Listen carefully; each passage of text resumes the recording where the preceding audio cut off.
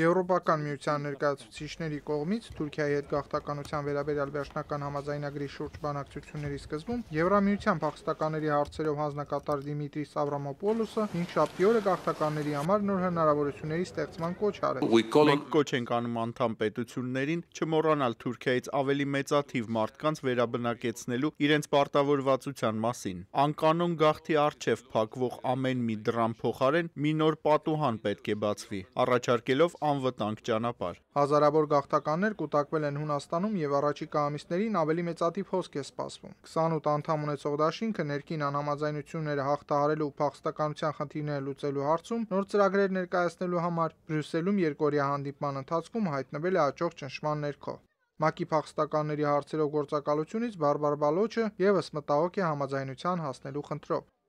Մենք հուսով ենք, որ Եվրոպան միասնաբար կգտնի այն ընդհանուր մեխանիզմները, որոնք կօգնեն թեթևացնել հուսահատ փախստականների զրկանքները։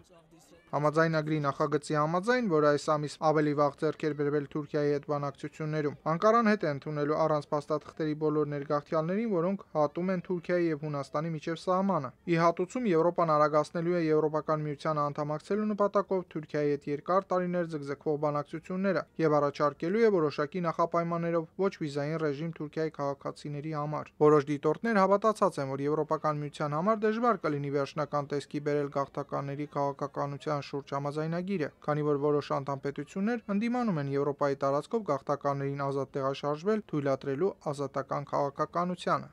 Տիգրան Մարտիրոսյան, Ամերիկայի ձայն, Վաշինգտոնից։